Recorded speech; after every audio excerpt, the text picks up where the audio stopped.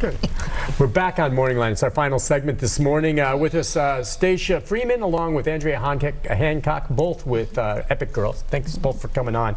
Do you think, I was going to ask you, for the general public, when they view juvenile crime, and, again, overnight, there was another carjacking, likely probably involving a teenager.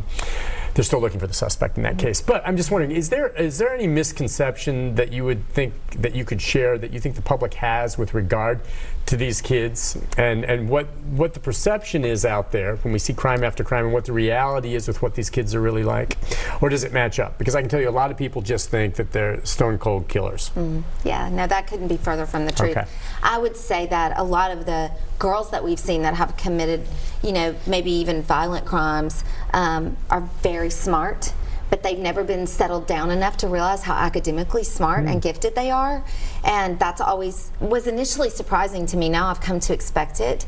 They tend to be people with great empathy for other people, which would surprise a lot of people, because we have this narrative of them being like sociopaths or something like that. That is not what we're seeing. How does that exhibit itself? I mean, you've observed that. How did you see that? They had empathy how? Because you sometimes hear these cases where they're carjacking and then they shot the poor guy in the stomach, and I'm like, and again, most of these cases are involving boys, but I'm like, well, they had the car. Why'd you shoot him? There's no empathy there. Just take the car and go. But he shot him, and so people have that perception. Where did you see some of these individuals exhibiting empathy? For each other. They take care of each other. For us, we have girls all the time that will say, you have to be careful, like who you're talking to. You can't trust everybody. Like, don't be going to certain areas of town by yourself. They're warning you guys about that. Yes, they want to look out for us. And we've seen girls stand up for each other in situations where they're like, they recognize a power differential. If an adult, like that's a worker, maybe is taking advantage of them,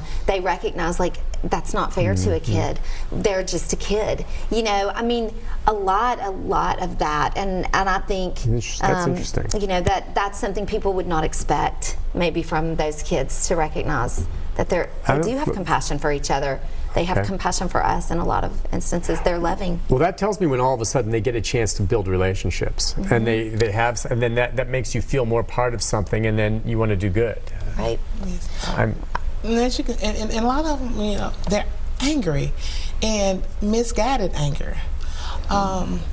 They see a person, and I don't know, I can't speak for them. I can maybe just speak from my own personal experience. I remember a time in my life when I was just angry, and it was misguided anger.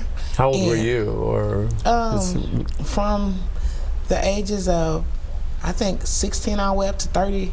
Yeah, you had anger because of some of the experiences you had? Anger because of experiences, sure. Anger about a lot of things I couldn't control, anger about how my life was playing out, even it was no accountability there. Didn't have programs or wasn't aware of programs like Epic Girl that was able to teach me about accountability, teach me about the things that I went through that wasn't my fault, and help me navigate through my thoughts and to settle me. So I was angry, and so I made a lot of poor choices and hurt a lot of people, maybe not to the extent of others, but I'm so grateful that I had the opportunity. What was the turning point for you? My relationship with God. That was my turning point. We haven't talked about the strength and importance of faith in churches. And it was actually an encounter I had with my pastor. And after all the rehabs, because I'm in recovery from drugs and alcohol, and I share that openly. And I say restoration because after all the rehabs I've been through in Nashville, it was an encounter where that's why I'm all about connection key, because I know it works. It was an encounter I had with my pastor that it was an example of, he looked at me as a person, not for who I was at that moment, but who I am today, sitting on this panel, sitting here with you. And he didn't look at me how I was at that moment. And he spoke to me as a person and treated me like a person and didn't judge me. And he gave me hope. And he hoped for me at that moment enough until I was able to hope for myself.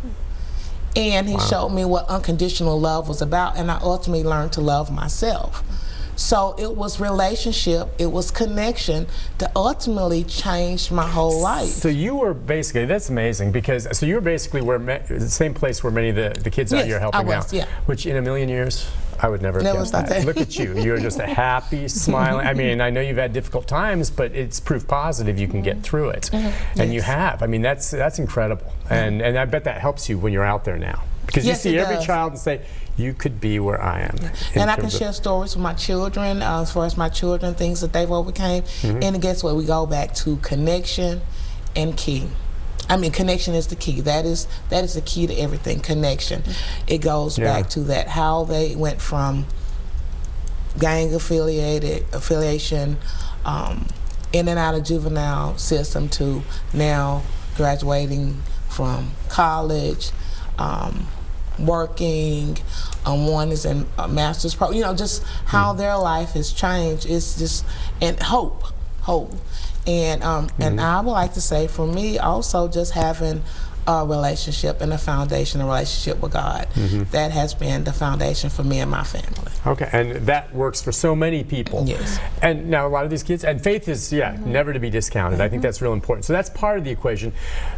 But it's not the only part, right? I mean, and it's not the only way. Well, Epic Girl's not a faith-based Yeah, agency. exactly. I should say that. And faith is really important to bring up. I understand that. But I mean, there are ways, and it's not faith-based. Right. If faith becomes part of the equation, that's perfectly great. But it's like there's other ways as well. Yeah, I just saw that a lot of faith-based entities that I'd been connected to had an agenda, and I felt like a lot of, and I'm also, my faith drove me to this point. But I also think that people have to come to that on their own, and change will not occur until people decide they want to change, until they want to do something different. And you know, we just continue to show up because, like Andrea said, at the core of who we all want to connect to something that matters. Yeah, absolutely. And we all want to believe our life has purpose. Yeah. Now, I don't know if when you reached that point where you had that moment with your pastor, you were a little bit older, because these young kids, when they were 13, 14, 15, getting to that point and being mature enough to make that call, you're in it at that point, I would think. I'm trying to remember. I was, you know,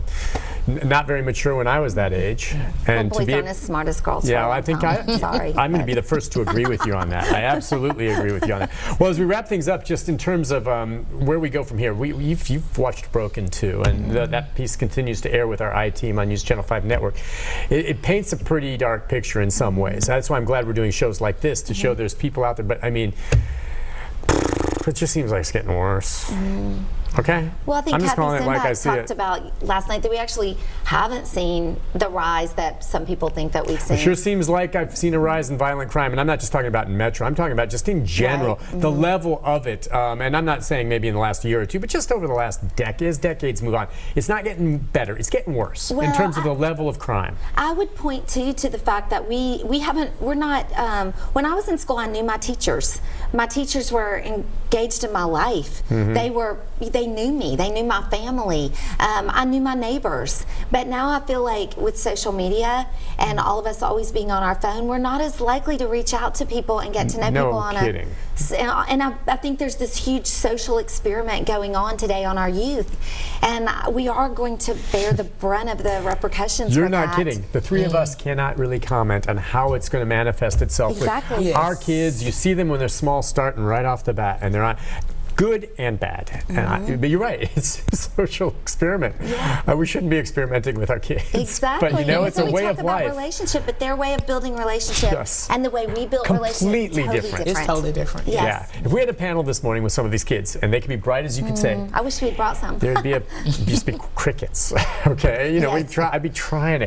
The three of us communicate fairly well, but we were raised that way. Now, kids these days communicate other ways. Right. And I Okay. would like to also add, I think we got to take under consideration, when we were growing up, it was totally different to the things we had access to as compared to children of this Yeah, generation. there's much more pressure. Oh my gosh, and there's so much more they can be exposed to due to social media now. So I think that plays a big part in, you know, behavior.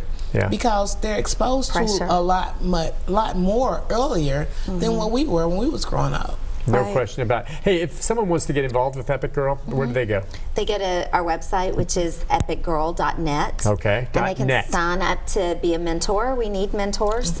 Okay. It's part of our program is through Connection. Did they get some training? They Is that get how training. that works? They go through training on adverse childhood experiences, complex trauma. They also get a brief overview of all of our curriculum, so they know how to use our the language that we use, like strength zones, weak zones. We believe kids live up or down to what's said about them, so we try to put a lot of good stuff in them to encourage them to live upward and not get stuck where they've been, or maybe where they are in that present moment. So they get a lot of training on that kind of stuff, as well as confidentiality, mandatory reporting, and those types of things, so that they know how to address problems. That's awesome. That may come At any given time right now, about how many girls in the program?